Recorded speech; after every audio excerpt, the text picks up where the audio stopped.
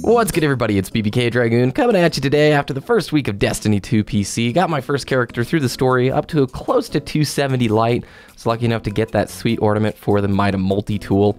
And I want to talk about my impressions of the PC version of this game through PvP match. Pretty sick one where you're going to see some nice sword gameplay. I'm playing with my good buddy, you can see on screen there, Captain Juicy. That dude is a killer streamer. I'll leave a link in the description below for his channel.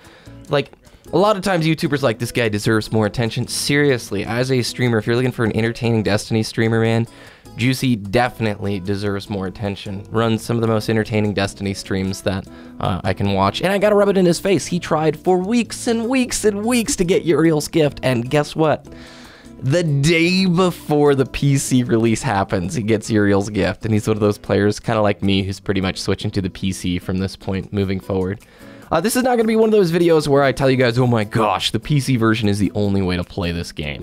It's not. I think the console version of the game is actually pretty darn good, and you're you're playing Destiny at the end of the day, on regardless like which platform you're playing on. The PC, the obvious stuff is, yeah, this is pretty. This is one of the prettiest like computer shooters I've ever played. This is a really nice looking game. The other thing is the way that it feels. It feels to me after a full week of playing it a lot more like the way Destiny 1 did. And I don't know if that's just the novelty of something new, and what I mean by that is during Destiny 1, I would boot up the game just to go play strikes because it was fun. Not because I was really that interested in rewards, although I was, because year 1 had things to chase, your icebreakers, your Gallarhorns. Nightfalls were pretty much worth it during year 1 because you were hoping to get one of those sweet drops. But I just sort of played Destiny 1 and had this sense of fascination and enjoyment with it because, well, look at that weird lunge, because I enjoyed the gameplay itself. Bungie's got that secret sauce, and that's the way it felt with pretty much every play session I had with Destiny 2 this week, where it's just fun to shoot the monsters that Bungie puts into this world, right?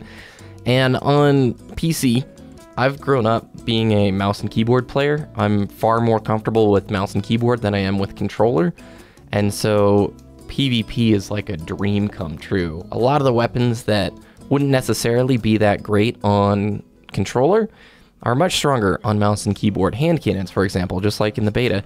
Hand cannons are very, very viable on PC. And I really am excited that there's going to be a different sandbox to sort of explore. I also thought it was fun in PvP this week because a lot of the players, you could tell, like 80% of the players were actually very new to Destiny 2. And experimenting and trying all sorts of different weapons. And then I came in there and scumbagged it up with my origin story, my last dance. I've got my Mida multi-tool already, and I'm like, oh no, we're testing these bad boys out. Annual skate, I know. And so it was sort of fun. You know, you knew the 10% of players who were like Destiny 2 console converts who came over from the console already know about the meta that's there and wanted to test out the weapons in that environment, which was pretty much me being that person. When it comes to performance, though, this is kind of a bummer. On the public spaces, there is a memory leak going on somewhere.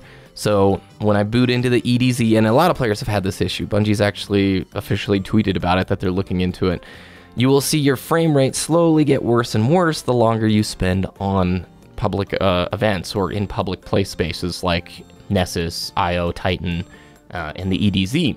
So if I do 10 public events, which is pretty much how I grinded up my power this time around because it's super quick, by the time I'm done with the 10th event, I will have gone from like 200 FPS when the session started all the way down to like 20 FPS. And the only way to fix that is by restarting the game. They think it's tied to the clan system, at least that's what Reddit has suggested, and I think that's right because clans, just like when D2 launched on console, clans were borked for like a week, they didn't work. Same thing is true with Destiny 2 right now with clans. So a workaround solution that did work for me is when you boot up the game on Battle.net in the launcher, you can select the European server. If you select Europe and you go and play on Europe, I had no frame rate drops whatsoever. Played on the play spaces for a couple of hours, like the public spaces, no issues at all. And that's, I think, because it's a workaround. It doesn't actually check for your clan if it's, you know, you're a North American-based player or something like that. I don't know. Bungie's aware of it. Please fix it. It's just a little blemish this week.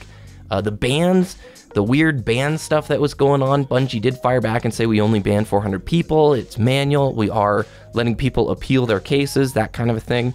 I have no real details, and I'm not going to weigh in on that one. If anybody was innocently banned, head on over to the Bungie help forums, and I think there's some resources there.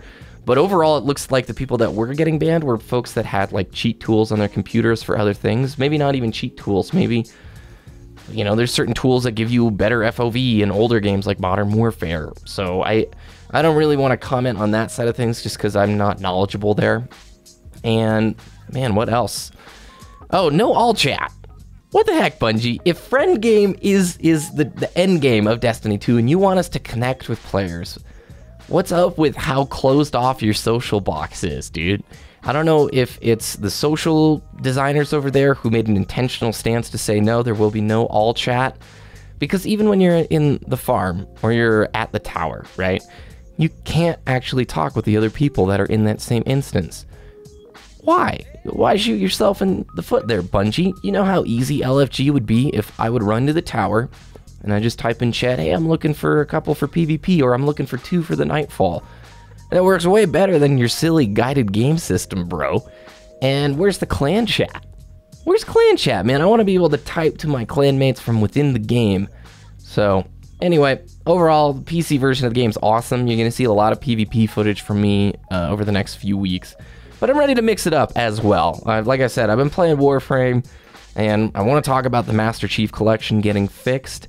So there's a lot happening right now in this era, in this little time span. This is like pretty much the time of the year where games are the best. So if you guys played the PC version this week, let me know what you thought. If you enjoyed this video, thumbs it up. Definitely check out Captain Juicy, and I'll see you guys next time.